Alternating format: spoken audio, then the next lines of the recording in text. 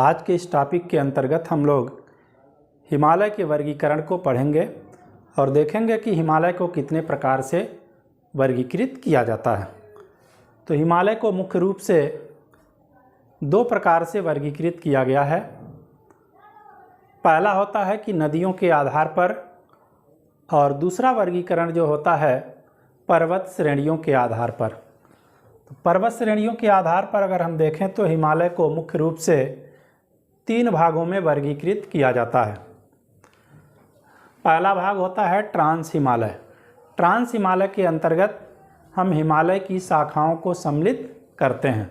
इसमें प्रमुख रूप से हम काराकोरम, लद्दाख और जास्कर रेंज को पढ़ते हैं।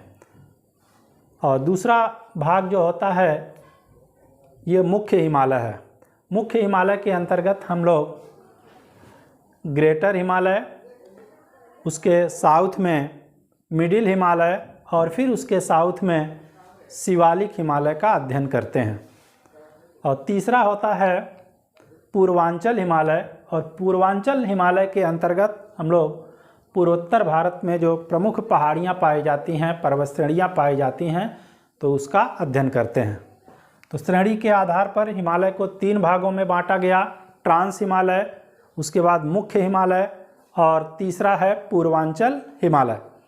और दूसरा वर्गीकरण जो होता है वो नदियों के आधार पर किया गया है। और एक विद्वान का नाम है सर सिडनी बुराड महोदय। सर सिडनी बुराड महोदय ने हिमालय को नदियों के आधार पर इसका क्लासिफिकेशन किया है कि नदियों ने हिमालय को जगह जगह से क्या किया है, काट दिया है, तो उसके टुकड़े बन गए हैं। तो उन टुकड़ों को उनकी स्थिति के आधार पर उसका नाम रखा गया है। जैसे यहाँ पर देखें, तिब्बत में मानसरोवर झील के निकट से सिंधु, सतलज और ब्रह्मपुत्र तीन प्रमुख नदियाँ निकलती हैं। सिंधु नदी मानसरोवर झील के निकट से निकल करके भारत में एंटर करती है। लद्दाख और जास्कर रेंज के बीच ये प्रवाहित होते हुए गिलगिट के निकट से ये तीक्ष्ण मोड़ बनाती है और फिर ये पाकिस्तान में चली जाती है। और यहीं पर राक्षस ताल होता है तिब्बत में। राक्षस ताल से एक और नदी निकलती है जिसको सतलज नदी कहा जाता है। ये नदी देखिएगा सिंधु नदी है, ये नदी सिंधु नदी है और ये नदी सतलज नदी होती है। तो सिंधु और सतलज नदियों के बीच वाले क्षेत्र को पंजाब हिमालय कहा जाता है। दूसरा देखिएगा कुमायूं हिमालय। कुमायूं हिमालय ये सतलज नदी है और यहाँ देखिए उत्तराखंड होता है, यूके उत्तराखंड, और इधर ये नेपाल है। तो काली नदी उत्तराखंड और नेपाल के बीच में ये सीमा का निर्धारण भी करती है। तो सतलज नदी और काली नदी के बीच वाले क्षेत्र को कुमायूं हिमालय के नाम से जाना जाता है।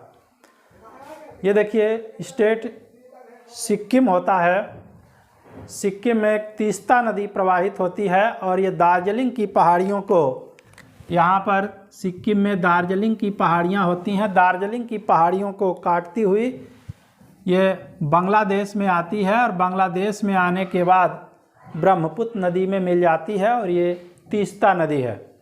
तो काली नदी और तीस्ता नदी, यानी काली नदी ये है और तीस्ता नदी ये, दोनों के बीच वाले हिमालय को नेपाल हिमालय कहा जाता है। क्योंकि इसका अधिकांश भाग नेपाल में स्थित है इसलिए इसको नेपाल हिमालय कहते हैं। और यहीं मानसरोवर झील के निकट से सांगपो नदी पूर्व की ओर प्रवाहित होते हुए अरुणाचल प्रदेश से भारत में इंटर करती है।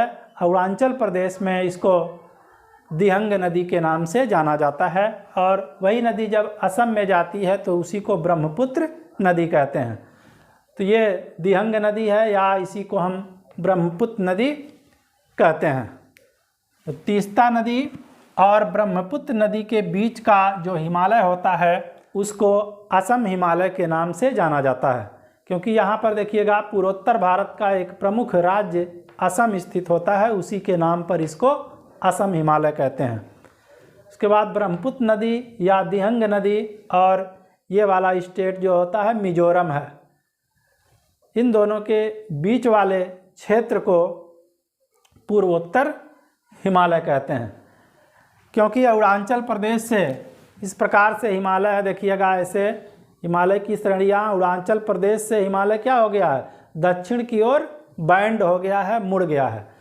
और यहाँ पर नदियों ने इस हिमालय को जगह जगह से काट पीट दिया है, तो यहाँ अलग अलग राज्यों में उस पर्वत श्रेणियों को अलग अलग नाम से जाना जाता है। और इसी के समांतर देखिएगा म्यांमार में इसी की एक शाखा जाती है जिसको अराकान योमा कहते हैं। Arakan Yoma. सिडनी बुराट महोदय ने नदियों के आधार पर हिमालय को 5 भागों में बांटा। Number 1 Punjab Himalaya, number 2 Kumaon Himalaya, number 3 Nepal Himalaya, number 4 Assam Himalaya और नंबर 5 पूर्वोत्तर हिमालय। पंजाब हिमालय सिंधु और सतलज नदी के बीच में स्थित है। कुमायूं हिमालय सतलज और काली नदी के बीच में। नेपाल हिमालय काली और तीस्ता नदी के बीच में। असम हिमालय तीस्ता और ब्रह्मपुत्र नदी के बीच में। पूर्वोत्तर हिमालय ब्रह्मपुत्र और मिजोरम या फिर इधर बंगाल की खाड़ी आ जाएगी, यहाँ पर ये स्थित होता है। ये सिंधु और सतलज नदी के बीच में पंजाब हिमालय। क्वेश्चन अगर आ जाए कि पंजाब हिमालय की सबसे ऊंची चोटी कौन सी है, यहाँ पर आप देखिए यह भारत की सबसे उत्तरतम पर्वत श्रेणी है जिसको काराकोरम के नाम से जाना जाता है। और इसी काराकोरम पर भारत की सबसे ऊंची पर्वत चोटी स्थित होती है जिसको गाडविन ऑस्टिन या माउंट केटू कहा जाता है। और माउंट केटू की ऊंचाई जो होती है 8,611 मीटर ऊंची होती है। और माउंट केटू भारत की भी सबसे ऊंची पर्वत चोटी है। तो पंजाब हिमालय की सर्वोच्च चोटी क्या हो जाएगा, गाडविन ऑस्टिन या माउंट केटू। उसके बाद देखिए दूसरा कुमायूं हिमालय। कुमायूं हिमालय की सबसे ऊंची चोटी नंदा देवी। नंदा देवी है कहाँ पर, तो नंदा देवी देखिएगा ये उत्तराखंड होता है, यूके लिख दे रहे हैं, यूके उत्तराखंड में स्थित होती है। और ये कुमायूं हिमालय की सबसे ऊंची चोटी है। अब तीसरा है नेपाल हिमालय। नेपाल हिमालय की सबसे ऊंची चोटी, तो नेपाल हिमालय की सबसे ऊंची चोटी जो होती है वो माउंट एवरेस्ट होती है। माउंट एवरेस्ट कहाँ पर है, ये नेपाल में है। माउंट एवरेस्ट भारत में नहीं है, कहाँ पर है, ये नेपाल में है। और यह विश्व की सबसे ऊंची पर्वत चोटी होती है। इसकी ऊंचाई जो है 8,848 मीटर थी, लेकिन अब कहा जाता है कि 8,848 से बढ़ कर के 8,850 मीटर हो गई है। लेकिन अगर ये क्वेश्चन पूछ लिया जाए कि नेपाल हिमालय की भारत में स्थित सबसे ऊंची चोटी, नेपाल हिमालय की सबसे ऊंची चोटी तो ये माउंट एवरेस्ट है, ये नेपाल में है। नेपाल हिमालय की भारत में स्थित सर्वोच्च चोटी तो ये हो जाएगी कंचनजंगा। कंचनजंगा आप देखिए ये स्टेट जो है सिक्किम है, सिक्किम और नेपाल की सीमा पर स्थित होती है। तो ये कंचनजंगा होती है, कहाँ पर है, ये सिक्किम में।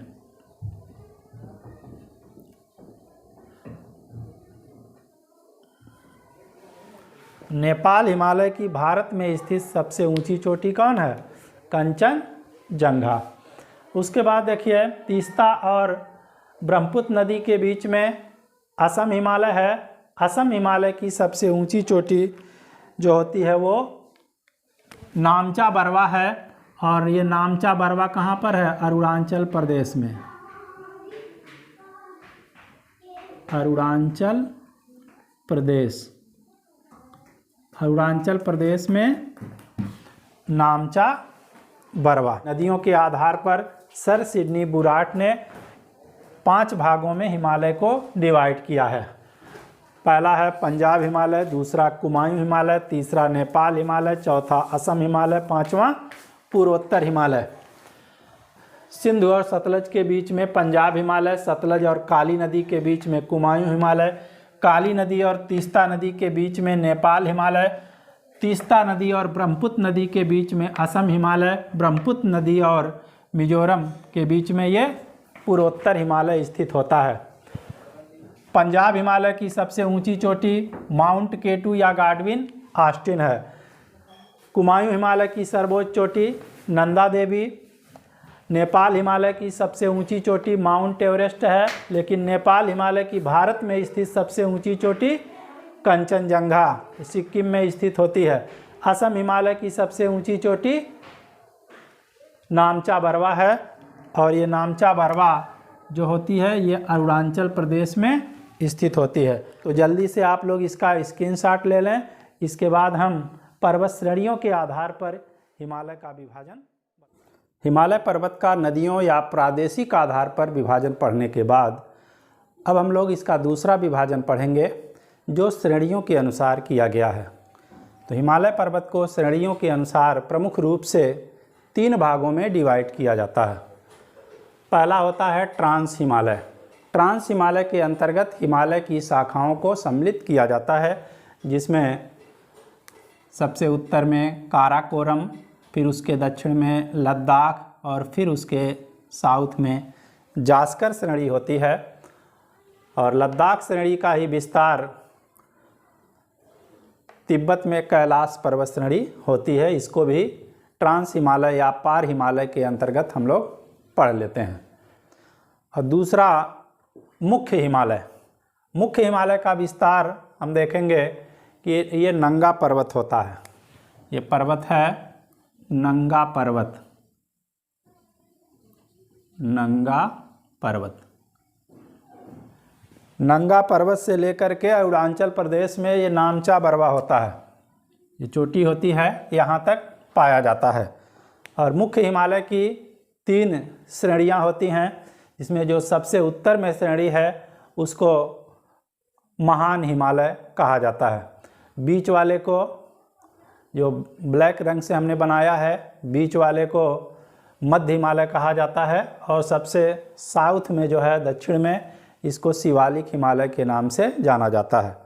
हम देखेंगे कि ये पश्चिम में चौड़ा है। जैसे जैसे हम पूरब की ओर बढ़ते जाते हैं इसकी चौड़ाई क्रमशः घटती जाती है, और यहाँ पूरब में आकर के ये तीनों श्रेणियाँ आपस में चिपक करके एक में लगभग मिल जाती हैं, उसमें स्पष्ट नहीं हो पाती हैं।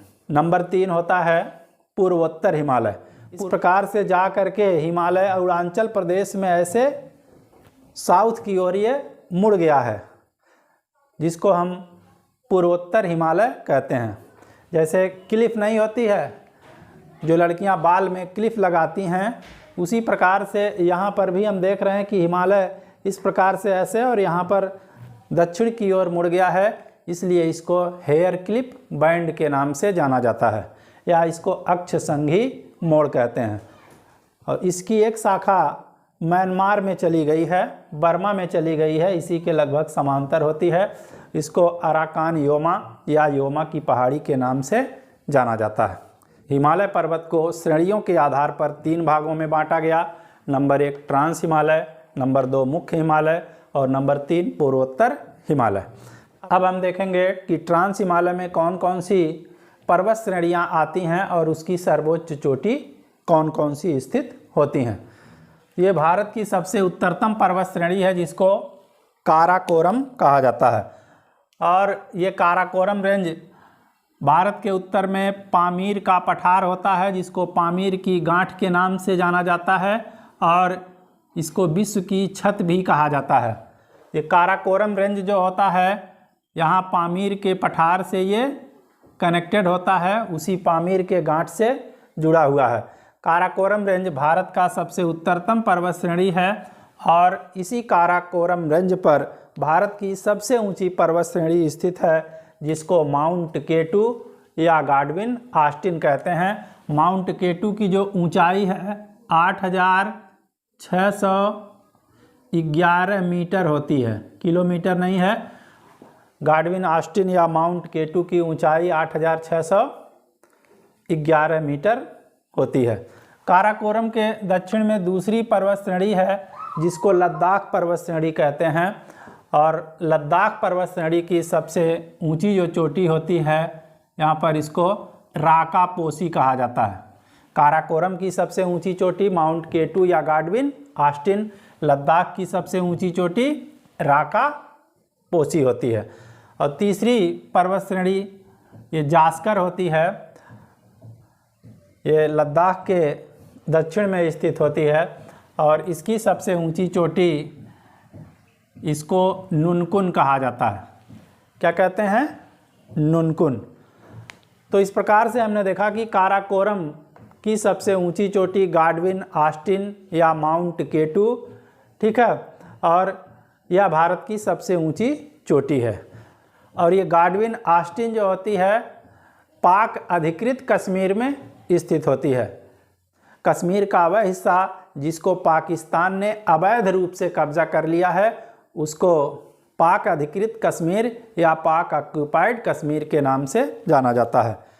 इधर वाला हिस्सा देखिए, सियाचिन वाला हिस्सा को चीन ने कब्जा कर लिया है। और इधर पीओके ये पूरा क्षेत्र जो होता है, इसको पाकिस्तान जो है अवैध रूप से कब्जा किया हुआ है। लेकिन भारत इन सारे क्षेत्रों को अपना समझता है, अपना मानता है और अपने नक्शे में उसको दर्शाता भी है।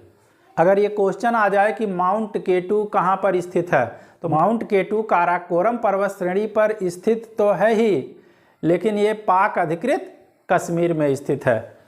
लद्दाख की सर्वोच्च चोटी राकापोसी और जास्कर की सर्वोच्च चोटी जो होती है ये नुनकुन होती है। और लद्दाख रेंज का विस्तार तिब्बत में भी पाया जाता है और तिब्बत में इसको कैलाश श्रेणी कहते हैं। तिब्बत में इसको कैलाश श्रेणी कहा जाता है और इसी कैलाश श्रेणी पर कैलाश पर्वत भी स्थित होता है, जो हिंदू धर्म का एक बहुत ही पवित्र तीर्थ स्थान है। भारत से यात्राएं आयोजित की जाती हैं कैलाश पर्वत पर जाने के लिए। तो ये कैलाश पर्वत किसका विस्तार है? लद्दाख रेंज का विस्तार है और ये तिब्बत में पाया जा रहा है। उसके बाद दूसरा मुख्य हिमालय। मुख्य हिमालय हमने कहा कि मुख्य हिमालय का विस्तार नंगा पर्वत से लेकर के अरुणाचल प्रदेश में नामचा बरवा तक पाया जाता है।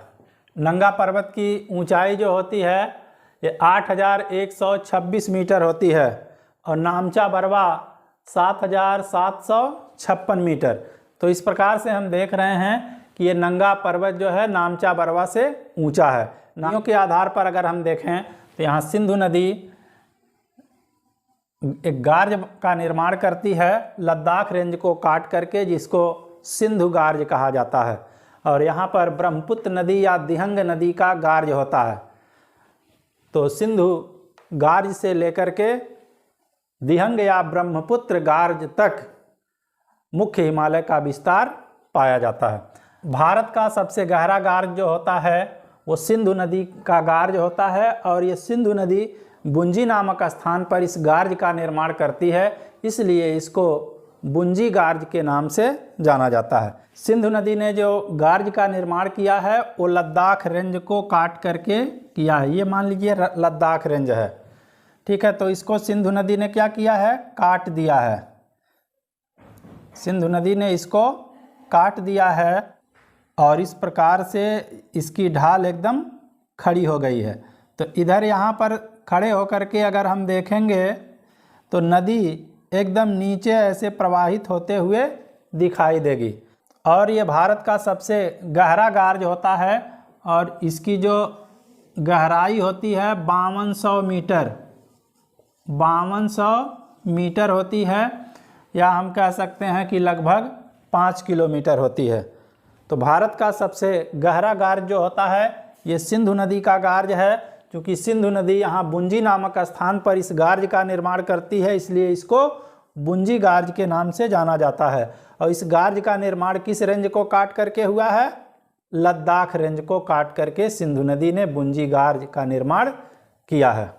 तो मुख्य हिमालय के बारे में दो चीज़ें हो गई कि मुख्य हिमालय का विस्तार जो होता है ये नंगा पर्वत से लेकर के नामचा बरवा तक, या सिंधु नदी के गार्ज से लेकर के दहंग या ब्रह्मपुत्र नदी के गार्ज तक पाया जाता है। इसके बाद हम लोग महान हिमालय को देखेंगे।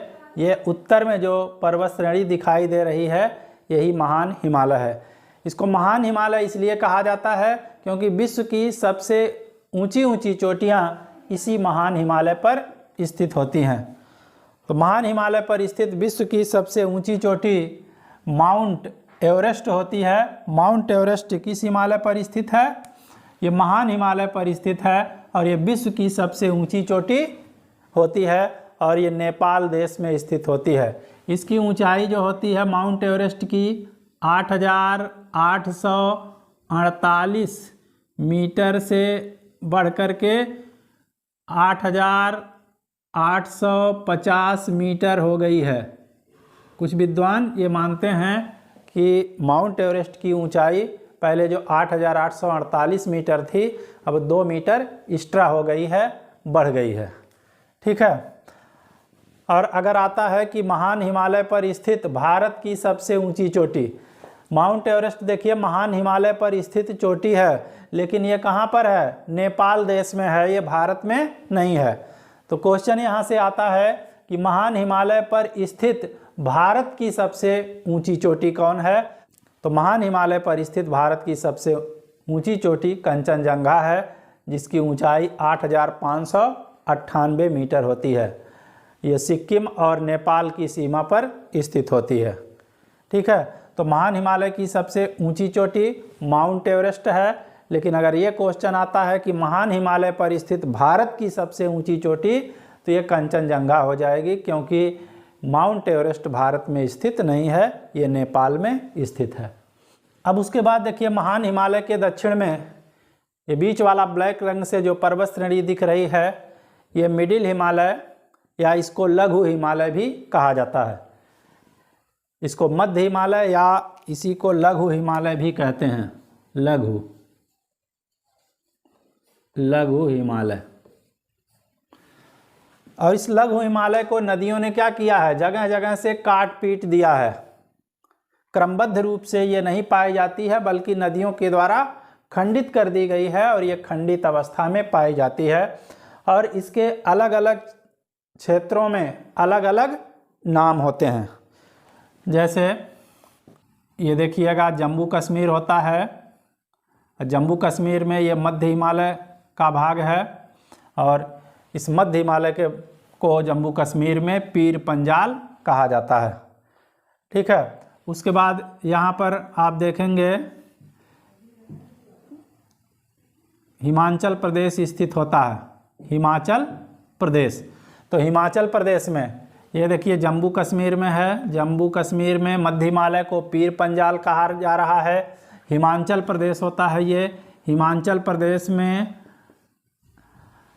मध्य हिमालय को धौलाधार कहा जाता है। और ये उत्तराखंड होता है, यूके। उत्तराखंड में इसकी 2 रेंज होती हैं, एक को नागा डिब्बा कहते हैं, नागा डिब्बा, और दूसरे रेंज को मसूरी रेंज कहा जाता है। और ये नेपाल में, ये मध्य हिमालय देखिएगा, ये नेपाल में जो स्थित होता है इसको महाभारत श्रेणी कहा जाता है।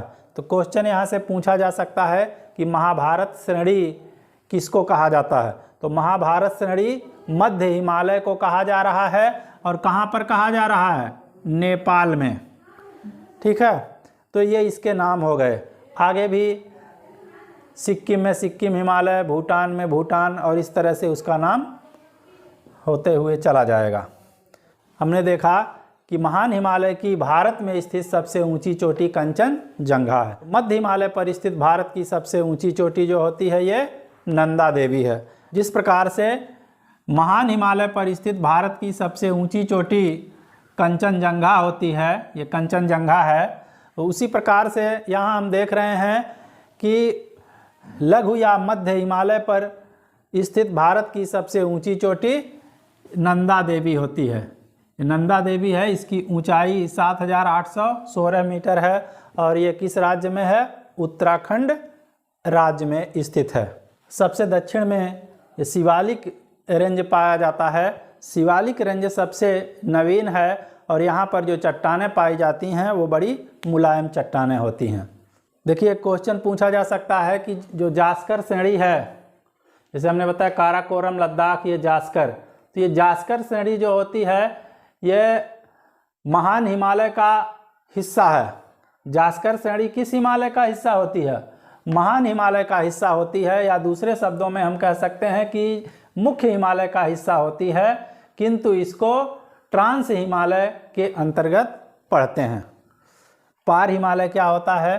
तो हिमालय की जो मुख्य श्रेणियां हैं, सबसे दक्षिण में शिवालिक है, बीच में मध्य हिमालय है और उत्तर में महान हिमालय होती है। जब इस मुख्य हिमालय को हम पार करेंगे तभी हम ट्रांस हिमालय में प्रवेश कर पाएंगे।